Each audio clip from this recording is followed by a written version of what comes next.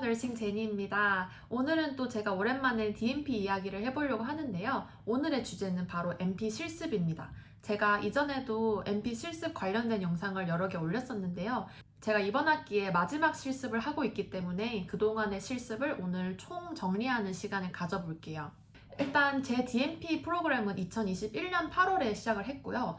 보통 대부분의 MP 프로그램이 처음에는 수업 위주로 하다가 나중에 실습이 추가가 돼요. 그래서 저는 2023년 여름학기부터 처음으로 실습을 시작했고요. 총 5번의 실습을 했습니다. DMP이기 때문에 실습 시간이 총 1000시간인데 그 1000시간 중에 클리니컬 실습이 784시간, 그리고 나머지 224시간은 DMP 프로젝트에 쓰는 시간이더라고요. 그래서 사실상 MSN과 별로 실습 시간 차이가 많이 없었다는 걸 나중에 깨달았고요. 그래서 저는 총 5학기 동안 168, 168, 112, 112, 224시간 이렇게 해서 총 784시간의 실습을 했고요. 지금 마지막 학기가 바로 224시간을 수료해야 되는 가장 긴 실습 시간인데 그걸 제가 지금 CVS 미니클리닉에서 하고 있어요.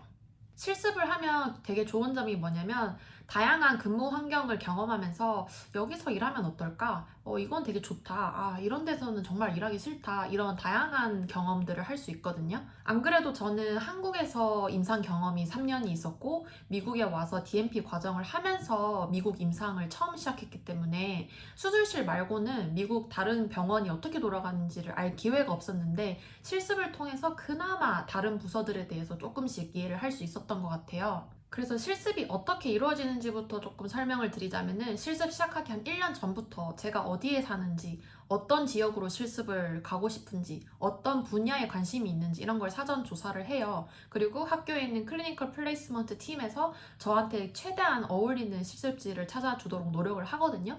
근데 한 학년에 뭐 FMP만 해도 코호트가 60명이고 다 합치면 몇백 명 되는데 그 친구들의 실습지를 다 안성맞춤으로 찾아주기가 정말 어렵단 말이에요. 그래서 아무래도 딱 받았을 때 뭐야, 나한테 여길 가라고? 집에서 이렇게 먼데? 아니면 나 이런 거 진짜 관심 없는데 왜 나를 이런 데다가 실습 보내지? 이런 케이스가 정말 많거든요. 그래서 저희가 할 수 있는 조치는 뭐냐면 자기 인맥을 총동원하고 그리고 저희가 막 이메일을 다 뿌려가지고 저를 실습 학생으로 제발 받아주세요, 받아주세요 이런 걸 보내는 거예요. 그래서 저 같은 경우도 저 나름대로 기준을 세웠던 게 졸업하기 전에 5번의 실습의 기회가 있는데 그 중에 2번은 홉킨스 병원에서 하고 2번은 뉴저지에서 가장 큰 해컨색 병원에서 하고 나머지 1번은 프라이머리 케어를 꼭 하자라고 혼자 정했어요. 그래서 지금까지 그걸 다 이뤘는데 홉킨스 병원에서 실습을 구할 때는 조금 수월했던 게 제가 학교 이메일을 쓰면 그 홉킨스 병원 사람들 이메일을 쉽게 알 수가 있거든요. 그래서 그 사람들한테 이메일 보내는 게 굉장히 수월했고 해컨색 병원도 저희 학교랑 어필리에이션이 되어 있었기 때문에 프리셉터만 찾으면 됐었는데 거기는 제가 사람들을 뭐 따로 알지 못하다 보니까 예전에 홉킨스 학생을 프리셉트 한 적 있는 사람들 레코드가 있는데 그 리스트에 있는 사람들한테만 연락을 했었어요. 근데 그렇게 연락을 돌려도 그 사람이 자기 아는 사람을 연결해주고 연결해 해서 사람을 구하는 경우도 있고 프리셉터 구하는 게 정말 자기 네트워크, 인맥에 따라서 난이도가 천차만별이기 때문에 여러분들도 지금 간호사로 일하고 계신 병원에서 실습을 할 수 있다 라고 하면은 의사들한테 미리미리 좀 많이 말을 해두세요. 내가 곧 MP 실습하는데 여기 아는 사람 있냐, 나 저기서 하고 싶다, 친구 있냐, 계속 이런 얘기를 좀 미리 해두시면 나중에 실습을 좀 원하는 곳에서 의미 있는 시간을 보낼 수 있다라는 이야기고요. 저도 이런 식으로 해서 제 5번의 실습 말고 추가적인 쉐도잉을 했었는데요. 제가 지금 NIU 병원에서 일하면서 알게 된 인맥을 통해서 안과 클리닉, 그리고 palliative care, 다이아비티스, 그리고 PECU, 그 회복실 NP들까지도 하루씩 쉐도우를 했어요. 이런 거는 제가 투이션을 내고 실습을 하는 그 실습 시간으로 카운트가 되진 않지만 제가 그 부서에 각각 가봄으로써 여기서 MP는 일을 이렇게 하는구나 라는 걸 이해할 수 있고 나중에 여기를 지원을 할까 말까 이렇게 고민할 때 큰 도움이 될 거라는 생각에 제 개인적인 시간을 할애해서 섀도우를 했었습니다. 그래서 실습을 시작하시게 되면은 한국 간호대랑 비슷하게 실습 과제가 있어요. 저희 학교 같은 경우에는 하루 실습 나간 날에 환자 로그를 5개를 써야 되는데 뭐 완전히 의료 기록은 아니지만 구체적으로 HPI라고 하는데 환자가 이렇게 와가지고 이런 심텀이 있었고 이런 트리트먼트를 했고 이런 플랜을 세웠다 이런 식으로 간단하게 좀 서머리 하는 게 있거든요. 그런 걸 하루에 5개씩 썼고 제가 실습 가는 날에 몇 시간 일을 했는지 이런 거를 타임쉿을 제 프리셉터한테 제출하면 그 사람이 이렇게 승인을 해주세요. 그게 공식적으로 제 실습 시간으로 기록이 남는 거죠. 그리고 중간 평가, 기말 평가라고 해서 프리셉터가 저를 평가하는 것도 있고 제가 프리셉터와 그 실습지를 평가하는 것도 있는데 그 실습 내내 인스트럭터가 학생을 한 6명씩 이렇게 배정받아서 관리를 하는데 저한테 요즘 실습하는 거 어떻냐, 어려움은 없냐 이런 체크인을 한 1, 2주에 한 번씩 줌으로 하고 있어요. 그래서 그 인스트럭터들도 다 아직도 임상에서 일을 하고 있는 MP들이기 때문에 자기 스페셜티와 관련된 일 아니면 관련이 없어도 MP 선배로서 할 수 있는 조언들을 저희한테 해주고 프리셉터와 인스트럭터 양쪽에서 실습하는 내내 서포트를 받는 그런 시스템입니다. 그래서 제가 지금까지 실습했던 곳들을 간략하게 리뷰를 하자면 왜냐면 제가 첫 3군데 실습은 다 자세하게 리뷰를 했거든요. 그래서 간단하게만 얘기를 하면은 처음에 갔던 널싱홈은 첫 실습이라서 그런지 조금 되게 신기한 경험이었는데 한 층을 이제 MP가 다 관리하는 시스템이었고 MP가 처방을 넣으면은 그 플로어에 일하는 간호사들이 이제 액팅을 하는 구조였어요. 근데 미국의 그 널싱홈들이 대부분 관리가 제대로 안 이루어지기 때문에 아무리 MP랑 저랑 머리를 싸매고 디시전 메이킹을 해가지고 이 환자한테는 이 약을 이만큼 주자.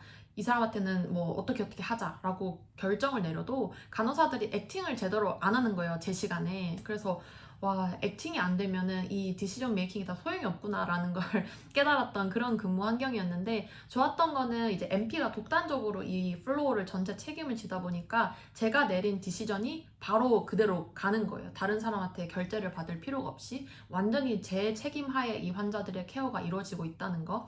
아이디어란 치료 환경은 아니지만 그래서 굉장히 노인들 환자를 많이 보면서 노인한테 필요한 게 뭔지, 노인한테 주의해야 될 점 이런 것들을 많이 배웠고 두 번째 실습은 제가 헙킨스에 매주 기차 타고 왔다 갔다 하면서 그 당뇨병 센터랑 외과 클리닉에서 했는데요. 당뇨 센터는 되게 재밌었어요. 저는 당뇨가 환자 교육이 굉장히 중요한 부분이라서 MP로서 처방을 내고 치료도 하지만 동시에 환자 교육을 같이 하는 그 MP의 역할이 되게 멋있고 중요하다고 생각을 했거든요.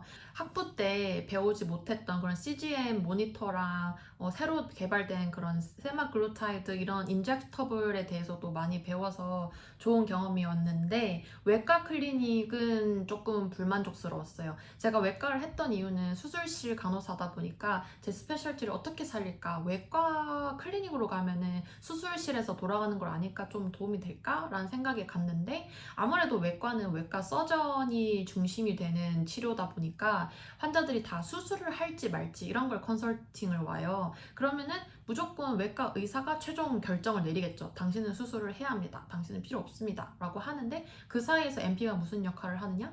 그냥 인터뷰를 하는 거예요. 해서 이 환자는 이러이러한 것 때문에 오늘 왔는데 어쩌고 이런 걸 서머라이즈를 하면 그걸 가지고 서전이 디시전 메이킹을 하는 구조다 보니까 MP가 레지던트나 뭐 하다못해 의대생들이랑 비슷한 역할밖에 하지 못하는 그냥 처방권이 있으니까 뭐 다이그노스틱스를 처방을 넣겠지만 환자랑 직접 하는 거는 그 정도 예진 보는 거랑 포스트오피 케어에 대해서 뭐 질문 받는 거 이 정도라서 MP의 역량이 굉장히 제한적이라는 생각을 많이 했어요.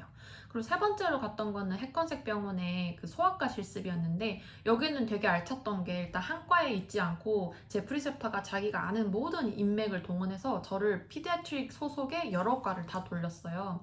그래서 시작은 또 외과로 했는데 외과뿐만 아니라 이비인후과, 혈액종양내과 그리고 디벨롭멘탈 딜레이 있는 환자들까지 다양하게 봤거든요. 그래서 소아에 대해서 다양하게 볼 수 있었는데 거기서도 그 각 과마다 MP가 하는 일이 굉장히 달랐어요. 어디는 그 외과는 여전히 그 예진 보는 역할 위주로 흘러갔었고요. ENT는 생각보다 MP가 독자적으로 환자 보면서 되게 멋지게 역할을 수행해서 나도 저렇게 일하고 싶다라는 생각을 했었고요. 혈액종양내과는 제가 개인적으로 수술실 쪽에서만 일하다 보니까 제가 항암제랑 이런 걸 잘 몰라요. 그래서 저한테 너무 어려워서 좀 아니다 생각했고, 디벨로멘탈 딜레이, 뭐 난독증이나 ADHD나 뭐 어티즘 있는 사람들 보는 과는 굉장히 케어풀한 쪽이라서, 왜냐면은 그런 ADHD, 어티즘을 최초 진단하는 거는 정말 시간이 오래 걸려요. 그냥 딱 보고 너 어티즘이야 이렇게 할 수 없으니까 되게 환아를 오래 관찰하고 이렇게 판단을 내리거든요.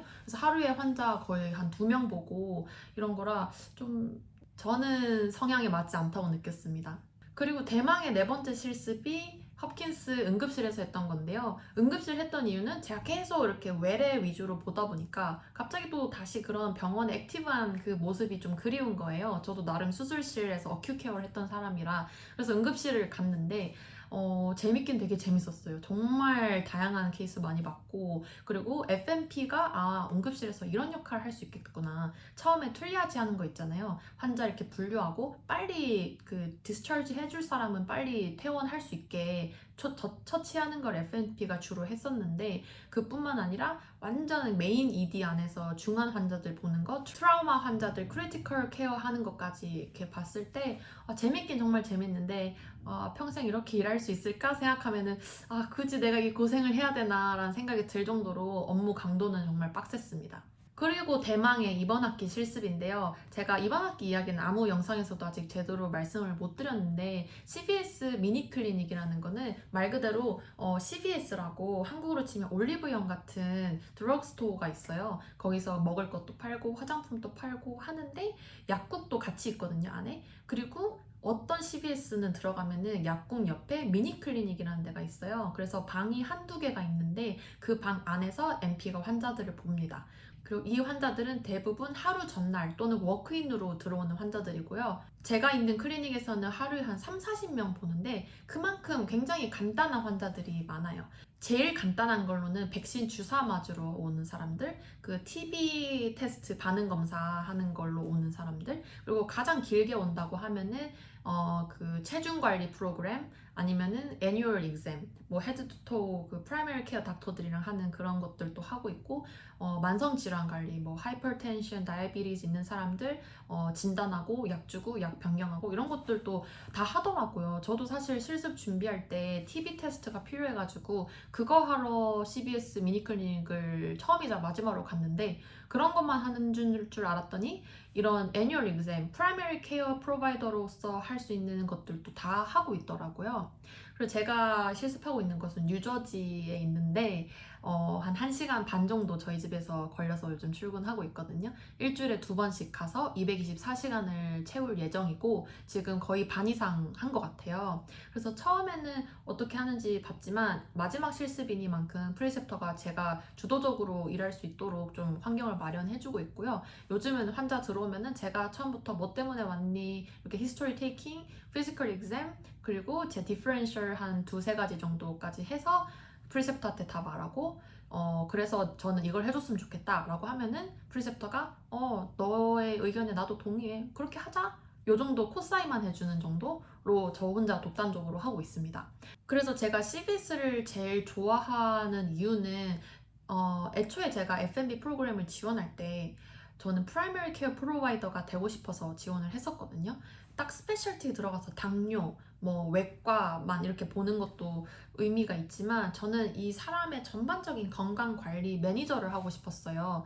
그러니까 이 사람이 요즘은 뭘 잘 먹고 다니는지, 잠은 잘 자는지, 새로 얻은 직장에서 스트레스는 없는지, 그래서 혈압이 올라갔고 그러면은 혈압약을 줘야 되고 뭐 이런 식으로 전반적인 걸 생각해서 관리하는 그 PCP 역할을 하고 싶다는 생각에 MP스쿨을 간 거였기 때문에 CBS 실습이 저는 지금까지 한 것 중에서 가장 재미있고 보람차고 제가 딱 원했던 근무 환경이에요.